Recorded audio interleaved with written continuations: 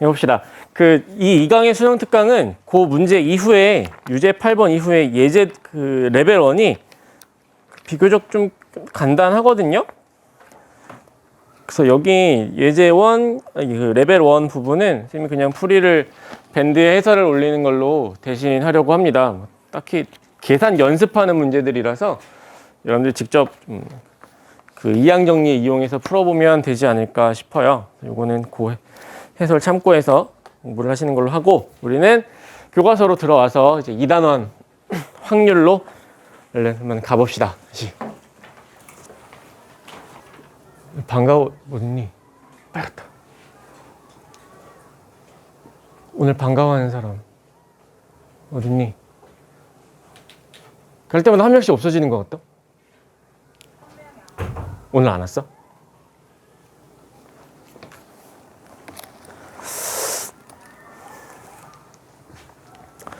선생님, 5년 만에 핸드폰이 박살이 나가지고 그냥 내 거는 선생님 거는 이렇게 샀거든? 근데 차마 이거를 간이 작아가지고 저기에다가 매달아 놓지 못하겠는 거야. 넘어질까 봐. 너무 마음 아파서. 선생님 저런 케이스나 이런 걸 튼튼하게 붙이지도 않고 쓰거든. 필름도 없어. 그냥 깨지면 깨지는 대로 쓰자. 그래서. 뭐라고?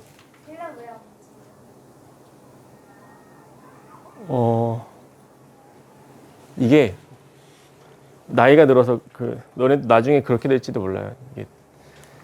이게 잘 안 돼. 필름을 붙이면. 그게 싫어가지고 아예 안 붙였지. 쟤도 안 붙인 거야. 생각해보니 선생님 핸드폰을 저기다 매달아 놓을 수가 없어서 당근을 뒤졌죠. 그래서 가성비가 제일 좋은 갤럭시 A32 11만 원짜리 당근에 올라온 걸 샀지. 당근 가보면 핸드폰이 되게 파는 게 되게 많아. 근데 대부분 가계통폰이라고 되어 있는 제품들이 되게 많거든. 그러니까 그 대리점에서 실적을 이렇게 좀 쌓기 위해서 그런 목적이었나 봐요. 살짝 개통은 했는데 그게 실제로 그 사람한테 팔리지는 않은 거야. 근데 그냥 실적을 만들어야 되니까 일단 가짜 번호로 개통을 해놓고 그냥 둔 거지. 그러니까 사면 박스는 뜯어져 있어. 근데 사실 거의 새 거기는 해. 근데 그런 거 되게 비싸단 말이야. 그리고 불안하잖아. 괜히 이거 샀다가 다른 사람 명의로 돼 있어가지고 막 나중에 명의 변경도 안 되고 할인도 못 받고 약정 할인도 안 되고 막 그럴까봐 겁이 나서, 어차피 그리고 선생님 저걸 그냥 공기계로 쓸 거기 때문에 그런 게 필요 없단 말이지. 그래서 무조건 싼 걸로 사자. 근데 아저씨가 당근에 글을 하나 올려놓은 거야. 팔겠다고. 딱 봐도 느낌이 왔어요. 이거는 이 아저씨는 좀 나이가 있는 분이고, 그러니까 이분과는 좀 그냥 쿨 거래를 할 수 있을 것 같은 느낌이 확 들었지. 어디서 그 얘기를 들었냐면 이분이 올려놓은 제목과 내용에 금액이 달라. 그러니까 제목에는 13만 원인가 14만 원인가를 올려놓은 거예요. 갤럭시 A3이 14만 원 팝니다. 들어가 봤더니 그 안에는 금액은 11만 원이라고 돼 있어. 그러니까 뭔가 이렇게 전문적이지 않은 냄새가 나잖아? 아마 생각이 올려놨다가 안 팔리니까 가격을 내린 것 같은 느낌이 든단 말이에요. 글 수정을 한 것 같아. 왠지 이분을 놓치면 안 될 것 같아가지고 바로 전화를 걸었죠. 1대1 톡 이런 것도 안 받아요. 무조건 문자 주세요. 바로 놓치고 싶지 않아서 전화를 걸었어. 사겠습니다. 이제 금액을 다시 물어보면 좀 안 되니까 당연히 11만 원인 걸로 생각하고 들이댔지. 바로 사겠습니다. 그러면 입금해주면 바로 보내주겠다는 거야. 근데 거기에 이제 직거래라고 돼 있었거든. 근데 인천인가? 서울 쪽인가? 여기 지방인데 택배로 보낼 수 있습니까? 했더니 잠깐 생각해 보더니 돈 입금하면 바로 보내주겠대. 근데 그 말이 다야. 이상하지 않냐? 택배를 보낸다 그러면 일단 기본이 그 택배비는 누가 내는 거지? 그 상황에서? 그럴 경우에는 보통 착불로 오겠죠? 그게 사실 기본이잖아. 근데 이 아저씨는 그런 말도 안 해. 왠지 느낌에 그냥 가만히 있으면 알아서 되게 귀찮아서 빨리 처리해버리고 싶은 듯한 느낌을 막 이제 받은 거예요. 더 놓치고 싶지 않았지. 전화 끊자마자 정말 1분도 안 돼서 바로 쐈어요. 바로 집어넣고 보냈습니다.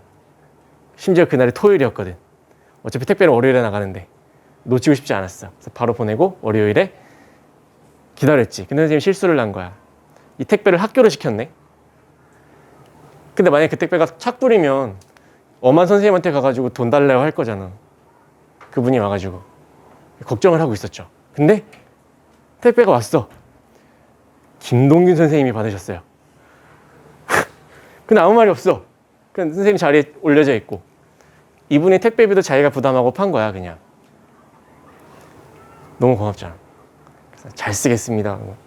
그렇지. 근데 역시나 그 나중에 그래서 카톡이 이렇게 그 친구 추가 결국엔 됐거든. 선생님이 갤럭시 A3이라고 번호 저장을 해놔가지고 네. 역시나 카톡 프로필에 빨간 꽃이 기만 있더라. 이건 어르신이었던 거야. 감사하지. 좀 소중한 핸드폰이에요. 저 넘어지면 안 돼. 알았지? 오래 쓸 거야 저거. 선생님이 수업을 이렇게 계속 다 찍고 앉아있을 줄은 몰랐는데 네, 오늘 계속 찍어야 되는데.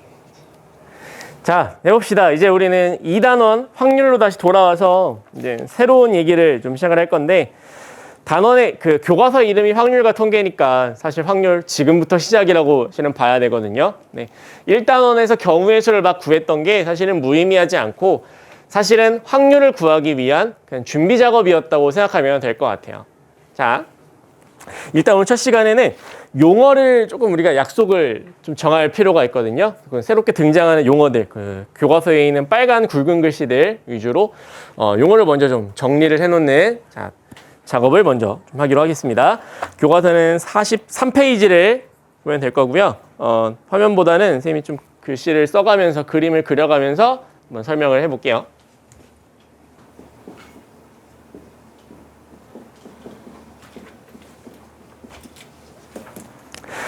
지금부터는 그러니까 경우의 수에서는 우리가 보통 뭐 사탕을 나눠준다던가 뭐 공을 뽑는다던가 이렇게 뭘 선택하는 그런 작업들을 했잖아. 지금 이 확률에서부터는 거의 매 시간 주사위를 던지게 될 거예요. 거의 계속해서 우리 이런 주사위를 던질 거야. 근데 뭐 대부분 이제 이런 기본적인 이런 주사위를 던질 수도 있지만 경우에 따라서는 이제 이렇게 생긴 정팔면체의 주사위를 던지기도 하고요. 또 예시로 나오는 정사면체 주사위를 던지기도 하고요. 뭐 더 많은 것도 사실 있긴 있어요. 정20면체 주사위를 던지기도 하고. 그러니까 거의 모든 시행들을 주사위를 던지는 행위로부터 어떤 예시나 문제들이 많이 만들어지게 될 거야. 자, 주사위를 던지는 걸 하나 생각을 해봅시다. 자, 그 상황을 하나 생각하는 거예요. 주사위를 던진다.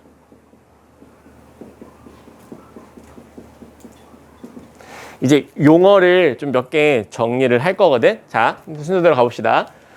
첫 번째, 그 주사위를 던지는 행위 있죠? 그 행동. 내가 주사위를 던지고 있는 이 순간. 이 행위를 우리는 용어로 시행이라는 단어를 쓸 거예요. 저 이제 교과서에서 쓰이는 사용하는 용어라고 보면 돼요. 시행은 무언가 어떤 결과를 알 수 없는 행동이에요. 사실 시행은. 그러니까 주사위를 던진다, 뭐 동전을 던진다, 돌아가는 관역에다가 뭐 다트를 던진다, 이처럼 무슨 일이 벌어질지 모르는 그런 상황에서 하나를 그냥 이렇게 찍는 거, 해보는 거, 그걸 우리는 시행이라고 할 겁니다. 그러니까 결과를 몰라야 돼.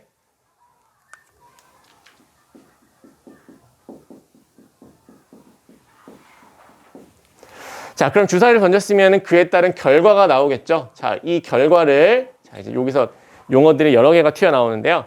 그 결과를 모두 다 모아놓은 전체 집합을 그러니까 예를 들면 주사위를 던졌으면 1, 2, 3, 4, 5, 6이 나오겠죠. 주사위를 던졌는데 애가 이렇게 쓰지는 않을 거란 말이야. 그러니까 이런 건 고려하지 않는다고. 분명 6개 중에 하나가 나올 거라고 보고 그 6개의 숫자들 얘네들을 다 모아놓은 것을 우리는 그 43페이지 교과서에 있는 표본 공간이라는 단어를 쓸 거예요. 좀 생소한 단어가 나와. 그것들은 좀 기억을 할 필요가 있어요. 주사위를 던지면 나타날 수 있는 모든 경우들 다 그걸 우리는 표본 공간이라고 부를 거예요. 그리고 자, 뭐 예습하면서 꼭 반드시 들어봤을 법한 단어, 사건이라는 단어가 나오는데 이건 조심해야 됩니다. 사건은 주사위를 던졌을 때 뭐 4, 5 이런 것들을 사건이라고 할 거야. 하지만 사건은 이 표본 공간 안에 있는 원소 하나를 뜻하는 건 아니에요. 이렇게 얘기할 수도 있지. 주사위를 던졌을 때 2, 4, 6이 나왔어. 2, 4, 6. 그럼 그 세 가지를 그냥 뭉뚱그려서 주사위를 던졌을 때 짝수가 나왔네 라고 표현할 수도 있는 거거든요. 그 짝수가 나온다. 이것도 하나의 사건이 될 수 있어요. 그러니까 결과가 꼭 하나만은 아니라는 거지. 그래서 이 전체 집합을 표본 공간이라고 한다면 그 중에 몇 개, 일부분을 빼는 거야. 그러니까 부분 집합이라고 볼 것 같아요. 부분 집합. 예를 들어 짝수, 3의 배수 이런 것처럼. 이런 부분 집합을 우리는 사건이라고 부를 겁니다. 굉장히 많이 쓰이는 용어거든. 계속. 자, 그럼 주사위를 던졌을 때 1, 2, 3, 4, 5, 6 이 하나하나는 다 뭐라고 부를 거냐? 그거는 조금 다르게 이걸 이제 원소라고 할게요. 각각의 원소. 1, 2, 뭐 이런 것들. 하나하나 걔를 근원 사건이라고 따로 불러줄 겁니다. 자, 우리 빨간 요 단어들은 잘 기억을 해둡시다, 우리.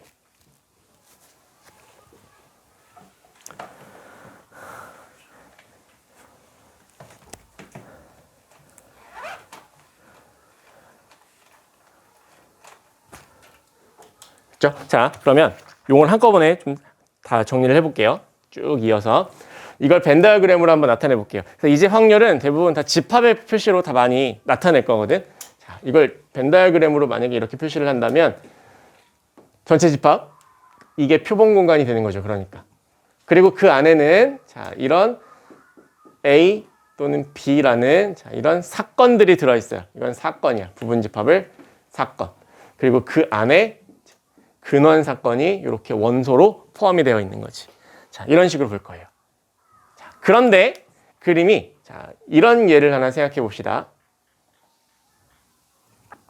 전체 집합 안에 A라는 사건이 있고 B라는 사건이 이렇게 있는데 자, 쉽게 말해서 지금 공통 부분이 하나도 없는 거예요. 그러니까 집합으로 표현을 하자면 얘는 그냥 이렇게 A와 B의 교집합 부분이 전혀 없는, 이거 집합으로 생각하자면 이런 경우야. 자, 공통으로 나타나는 근원 사건이 하나도 자, 공유하지 않는 이런 관계를 우리는 배반이라는 단어를 쓸 겁니다. 그래서 이 두 사건 A, B는 서로가 서로의 배반 사건이다. 이렇게 표시를 하겠다는 거지.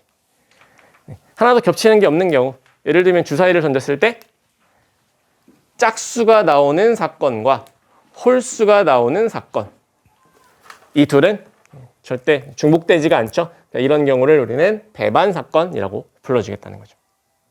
자, 그리고 이제 마지막 하나 더 기억해야 될 거.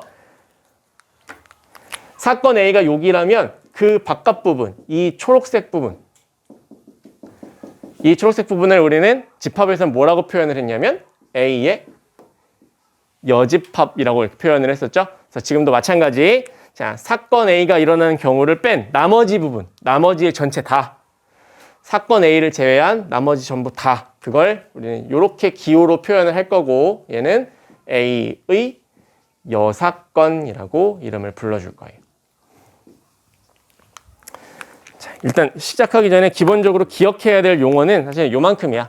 여기 이렇게 빨간색으로 표시되어 있는 요런 단어들을 먼저 좀 기억을 해주면 될 것 같아요. 왠지. 그래서 예를 하나 들어보자면 이제 주사위를 던져요.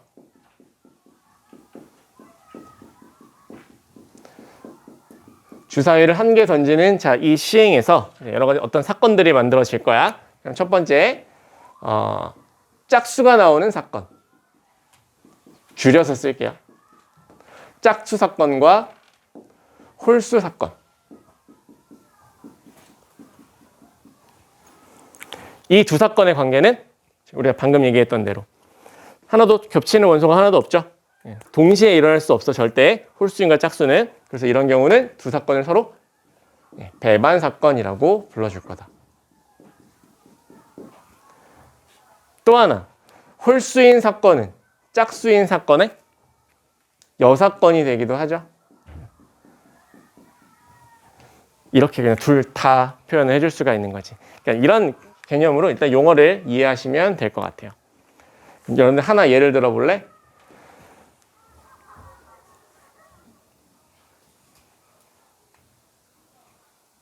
하나 써볼게요. 3의 배수인 사건.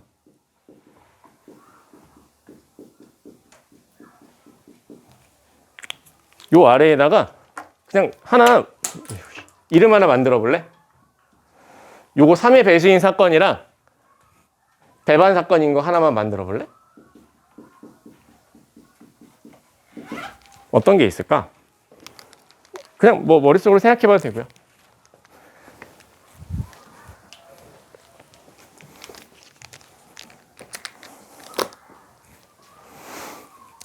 사실 되게 많지. 그냥 만들어내면 내기 나름이지. 3의 배수인 사건은 3과 6 두 개의 그런 사건을 가지고 있는 애니까 3, 6 말고 다른 애들로 만들어지면 되는 거잖아. 그죠? 뭐 1, 2, 4라고 해도 되고요. 뭐 2보다 작은 사건 해도 되고요. 뭐 많지만 뭐 예를 든다면 4의 약수인 사건.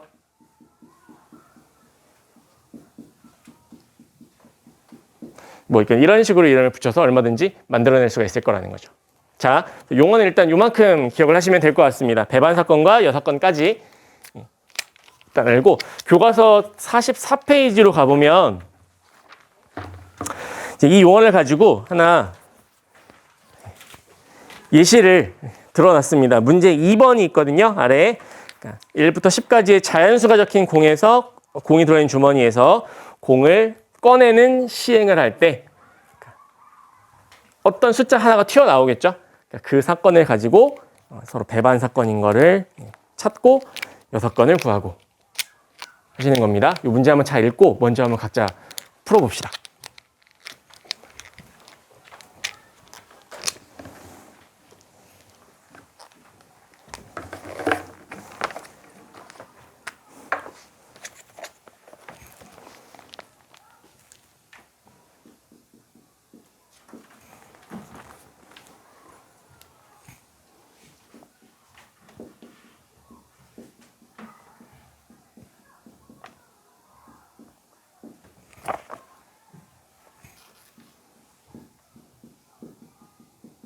자, 문제 잘 읽고 해봐. 얼른.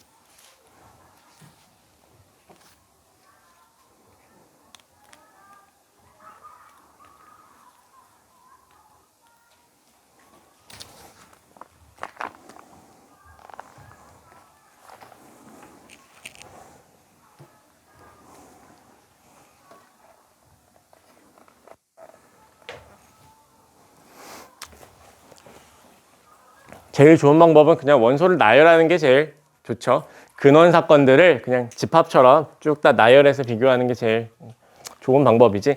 실제로 배반이냐 아니냐를 가를 때 그렇게 하는 방법밖에는 없어요. 그러니까 집합을 이용해서 문제를 해결을 하는 거야. A 사건 같은 경우에는 근원 사건들이 1, 3, 5, 7, 9 5개의 원소를 가지고 있을 거고 5개의 근원 사건. B는 4의 배수니까 근원 사건이 4와 8, 2개가 될 거다. C는 그런 사건이 1, 3, 9 요만큼인가요? 이렇게 놓고 집합에 공통인 원소가 있는가를 가지고 판단을 내리는 것이. 해보면 배반 사건인 것, 공통인 원소가 하나도 없는 그런 사건을 공유하지 않는 애들 일단 A하고 B는 가능하네요. 그치? 뭐 이렇게 찾아내는 거죠. A와 B도 배반 사건. 그 다음 A와 C는 구가 있어서 안 될 것 같고요. B와 C 역시 공통인 부분이 하나도 없죠. 그래서 B와 C도 배반 사건. 뭐 이렇게 찾는 거지. 자, 연습은 할 수 있을 것 같습니다. 자, 그 아래 두 번째. 용어를 얘기를 안 했는데 B와 C의 합집합이라고 우리는 지금 표현을 했죠. 근데 지금부터는 B하고 C는 사건이라서 그 사건 두 개를 말 그대로 이렇게 합쳐 놓은 거야. 그래서 우린 얘도 용어를 새로 만들어 줄 겁니다. 얘를 합사건이라고 불러 줄 거예요.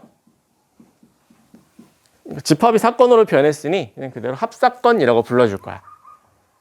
그런데 아까 앞에서 하나 빠뜨렸는데요. 얘는 이름을 뭐라고 부르냐? A와 B의 교집합인 거.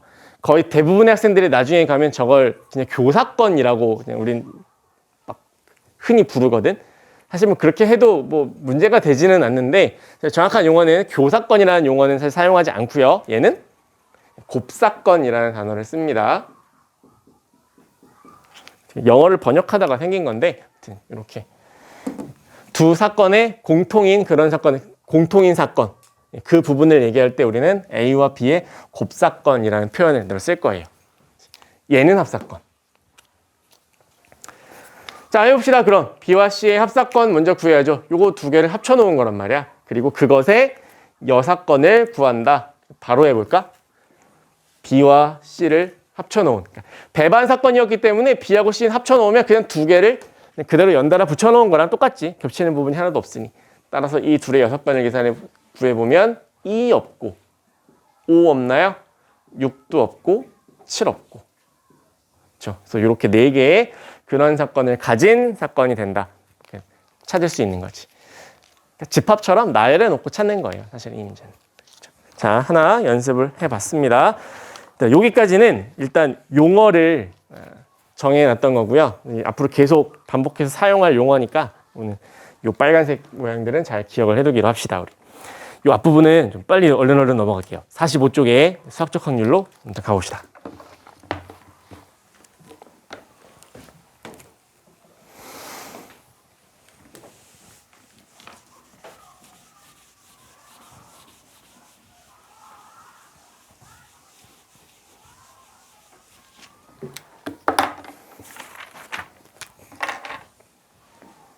이번 교과서 순서를 그냥 조금 합쳐가지고 한꺼번에 설명을 해볼게요. 45쪽에 수학적 확률이라는 게 있고 47페이지에 통계적 확률이라는 게 있거든.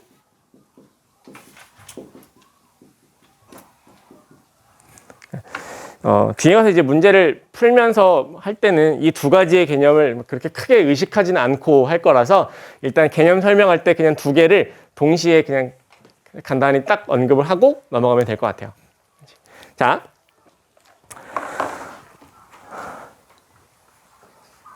봐봐.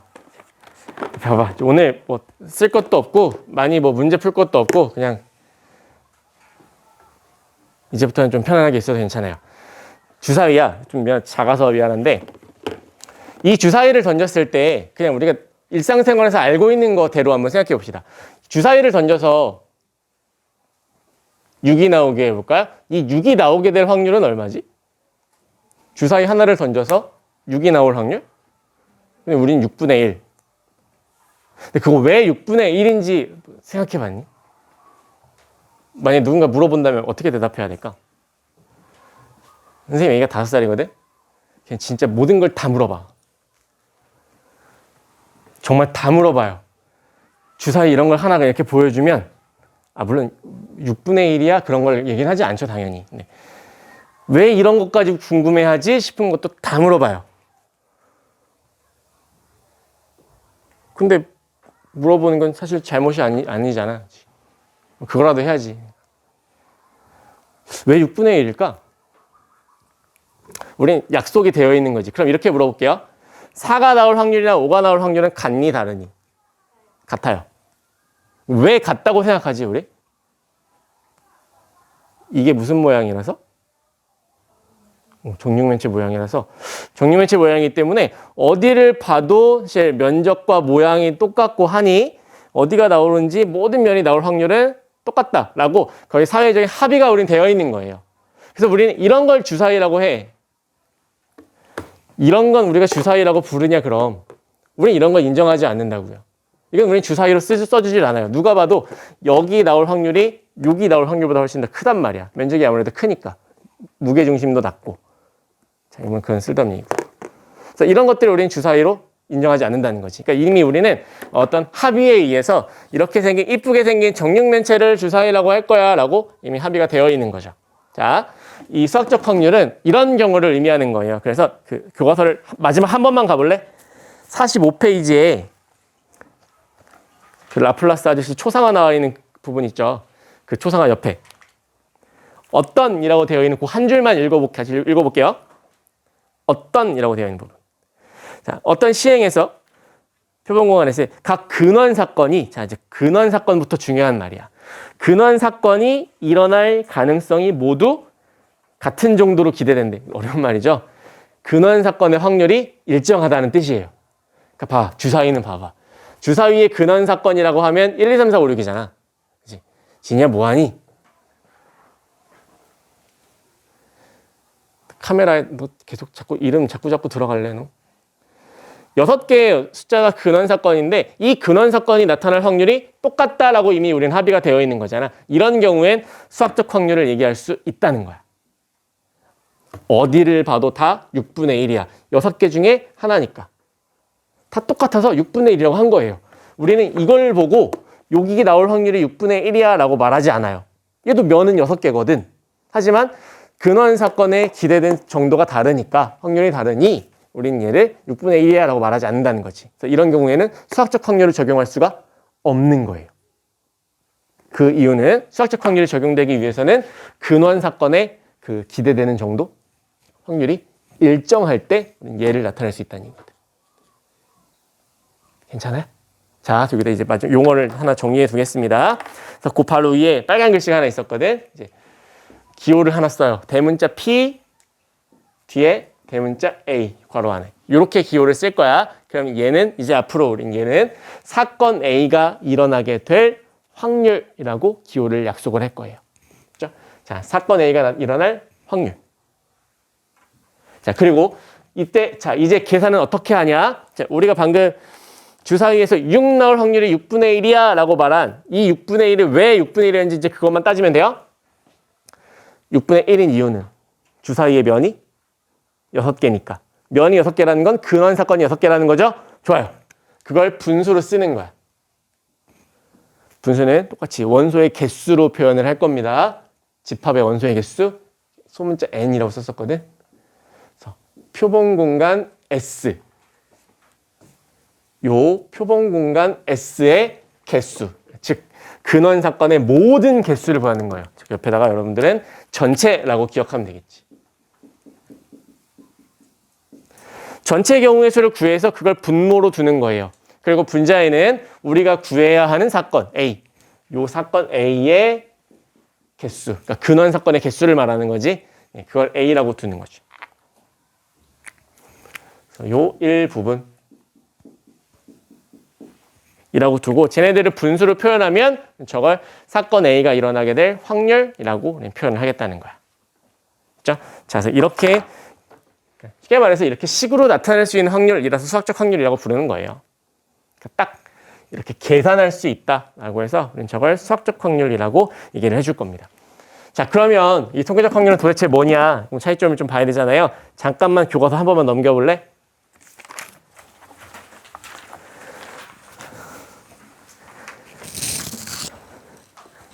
그 오른쪽에 47페이지에 가면 그 중간 아래 문제 5번 보이시나요? 거기에 요거 잠깐 선생님이 되게 한동안 꽂혀 있던 거거든.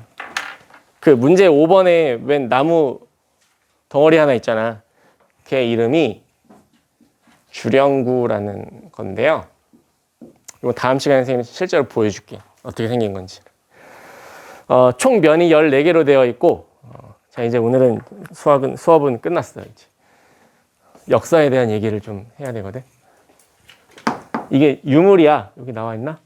통일신라 시대의 유물이에요. 이거 혹시 들어봤니? 주량구? 언제 들어봤니? 책에 그 역사책에 나오진 않잖아, 그죠? 경주로 수학여행을 중학교 때 주량구 빵 이런 거 좀 먹어봤나요? 이 주량구에 혹시 어떤 내용이 쓰여 있냐면 예를 들면 귀 잡고 술 한 잔 마시기, 큰 소리로 노래 부르기, 무반주로 춤추기. 실제로 주사위에 그런 내용들이 한자로 적혀져 있어요. 그러니까 뭐 시 한 수 짓기, 옆 사람 뭘 어떻게 잡고 술을 세 잔 마시기. 술 게임 하던 주사위야. 실제로. 그러니까 통일신라 시대의 그 귀족들이 그 술판을 벌이면서 이 주연구 주사위를 던져서 벌칙이 나오면 그거를 이제 하면서 미션을 하면서 놀던 그런 주사위예요. 지금 있게 없게? 이 주량구. 자, 1970년도에 70년대 초반에 저 주량구가 경주의 안압지 근처에 있는 그 뻘 속에서 그 진흙 속에서 처음으로 발견됐어요. 그 전까지에는 책에만 주량구라는 게 있었어, 귀족들이 놀던 거야 라고 책으로만 전해지다가 1970년대에 와서 처음으로 이게 발견이 된 거야. 꽤 커요. 이런 나무 덩어리로 된 덩어리가 발견됐어요. 자, 이제 중요한 얘기 이거부터. 수학과는 사실 큰 관련은 없어요. 이게 발견이 됐다? 엄청난 발견이지. 책으로만 전해져 있던 그 유물이 통일신라의 유물이 거의 1000년이 지났는데 그게 처음으로 세상에 나왔다고. 찾았어. 뭐 해야 되냐 이걸 가지고. 엄청난 보물이잖아 이거. 이건 대충 해도 이건 무조건 국보급이지 이거는. 이걸 가지고 뭘 해야 될까?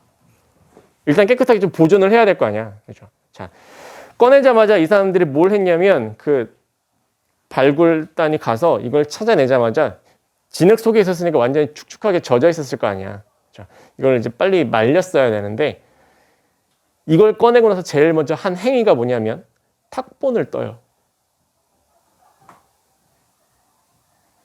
글씨가 새겨져 있었거든. 진짜 무슨 글씨가 있었나? 사람들은 그게 더 중요했던 거예요. 그러니까 이런 유물에 어떤 글자가 있었나? 그러니까 그 당시에 쓰였던 문자라던가 뭐 이런 것들을 밝혀낼 수 있는 굉장히 귀한 자료였겠지. 탁본을 떠요. 그리고 나서 이제 중앙박물관 지하실인가로 가져가. 처치를 해야 되거든. 일단 축축하게 젖어 있으니까 말려야 되잖아. 그 당시에 기술로 제일 발달된 기술로 이걸 이제 오븐에다가 천천히 이제 구워서 말리겠다고 이제 보존 처리를 한 거야. 그게 주량구의 마지막이었어요. 실제로 그날 밤에 불 나서 주량구가 타버렸어요. 실제로 그래. 주량구가 세상에 딱 발견되자마자 48시간 만인가? 2박 3일이 안 돼서 그날 밤에 중앙박물관 지하실에서 산화했어. 그리고 두 번 다시 주량구는 발견되지 않았어요. 그래서 지금 여기 보이는 책 있잖아. 저건 가짜예요. 저거는 그냥 모조품으로 만들어놔서 박물관에서 전시해 놓은 거고 실제는 저거보다 훨씬 시커멓지. 제대로 된 것도 보지도 못했어요. 왜? 축축하게 젖어 있는 상태에서 오븐에 넣었으니까. 근데 지금에 와서 생각해보니 그게 너무 이 처리 방식이 너무 좀 답답했던 거야. 문제를 지적할 수 있죠. 왜? 어차피 탁본은 계속 언제든 뜰 수 있는 거 아니야. 그러니까 그 당시의 기술에 뭐 사진 촬영이나 이런 것들이 좀 어려워서 탁본을 떠야만 했다는 상황을 이해하지만 가뜩이나 축축하게 젖어 있는 애한테 또 물을 먹여가지고 먹을 찍어서 탁본을 치는 동안 빨리 보존 처리를 했다면 그래도 혹시 모르는 거 아닌가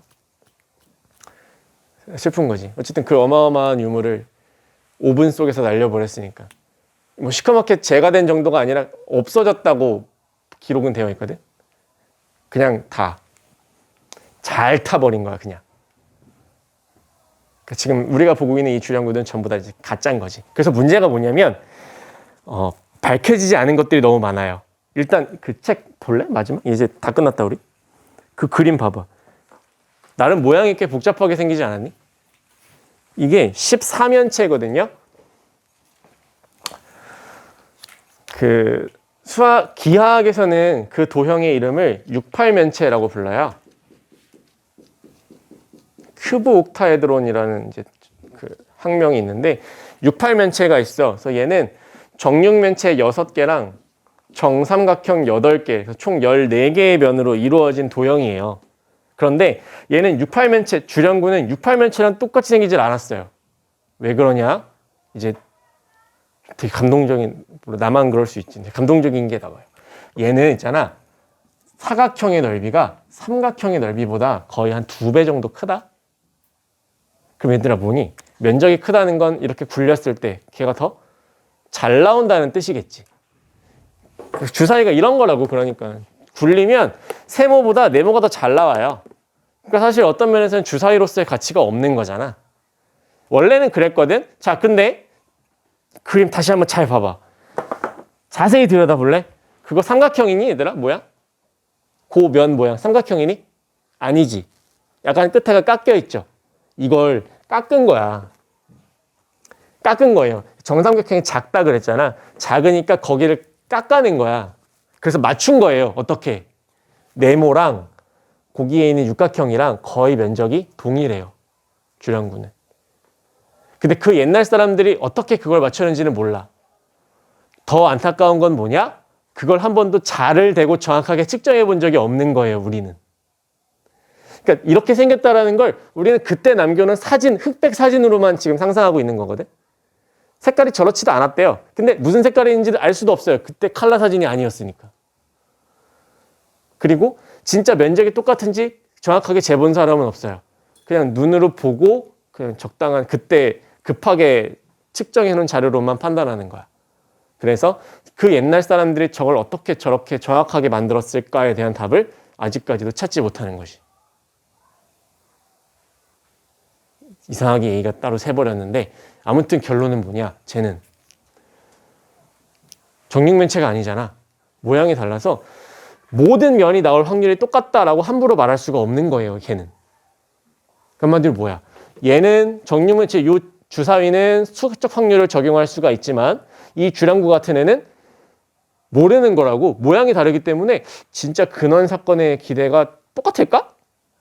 모르는 거야. 이런 경우엔 할 수 없이 수학적 확률을 사용할 수가 없어. 그래서 쟤네들을 확률을 어떻게 계산을 하느냐? 논문이 있어요. 그 전체 논문의 내용이 뭐냐? 주령구랑 똑같은 모양의 물체를 만들어 놓고 그걸 10만 번인가? 던져요. 10만 번 던져. 한심한 사람이 한 게 아니야. 동국대학교 아무튼 교수가 조교를 시켜서 던진 거야. 직접 안 했겠지 당연히. 10만 번인가를 던져요. 그래서 14개의 면이 몇 번씩이나 나왔나 그걸 일일이 다 세요.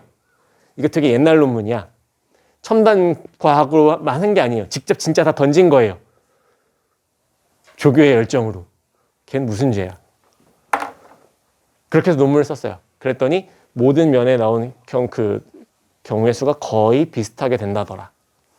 그러니까 우리는 이렇게 특이하게 생긴 모양의 경우는 수학적 확률을 적용할 수가 없어. 그래서 할 수 없이 우리는 어떤 방법을 쓰냐? 10만 번 던지는 방법을 쓰는 거야. 10만 번 던져봤더니 예를 들어 네모가 뭐 7만 번 나왔어. 그러면 10만 번 중에 7만 번 나왔어. 라고 그냥 그렇게 얘기하는 거예요.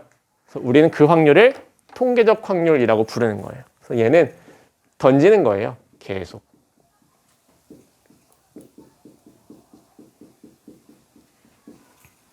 얼만큼 던지냐? 10만 번, 100만 번이면 계속 던지는 거야. 많이 던지면 던질수록 더 정확한 어떤 그런 확률을 알아낼 수 있을 거다. 그래서 주령구를 10만 번 던졌을 때 저 네모 한 칸이 나오는 게 몇 번이었을까? 10,000번 던졌더니 한 1000번 나오더라. 그러면 10,000분의 1000. 아, 한 10분의 1 정도 되는구나. 라고 우리는 이렇게 얘기를 하는 거죠. 하지만 어디까지나 정확한 값은 아니지? 그냥 그 정도야 라고 말하는 거죠. 그러니까 그런 확률을 우리는 통계적 확률이라고 불러줄 겁니다. 사실 이거는 되게 정확하다라고 말하기는 어렵죠. 그러니까 수학적 확률이 아닌 확률이니까. 그래서 얘는 경험을 통해서 얻어지는 확률이라고 일단 생각을 하면 될 것 같아요. 자, 개념을 뭐 문제를 풀면서 계속 쓸 건 아닌데 일단 책에 나와 있는 그런 용어들은 사실은 여기까지예요. 자, 두 개의 확률의 의미는 좀 일단 구별해 놓을 수 있어야 되는 거지. 그럼 우리가 생각해 보자. 앞으로 우리가 어쨌든 문제를 풀 거잖아. 우리가 문제를 풀 때는 얘를 이용하겠니? 얘를 이용하겠니? 우리가 풀어야 될 건 뭘까요? 여러분들이 이걸 하려면 우리는 그냥 책상 다 치워놓고 계속해서 던지는 거야. 그러니까 우리가 해야 되는 건 당연히 석적 확률에 대한 계산이겠죠. 그래서 경우의 수를 이용해서 전체분의 부분, 이렇게 분수를 이용해 확률을 구하는 그런 연습들을 앞으로 해나가게 될 거라는 거죠. 자, 일단 확률의 도입은 요만큼입니다. 이제 이걸 가지고 확률의 성질을 구하는 식, 그런 것들을 다음 시간부터 이제 활용해 나가기 시작을 할 거예요. 자, 2시간 동안 고생했습니다. 이게 뒷부분이 뭐 어렵긴 한데 생소하진 않아. 경우의 수 구했던 걸 계속 써먹는 거라서 익숙한 것들이 계속해서 나올 겁니다. 자, 오늘 여기까지 해둡시다. 오늘.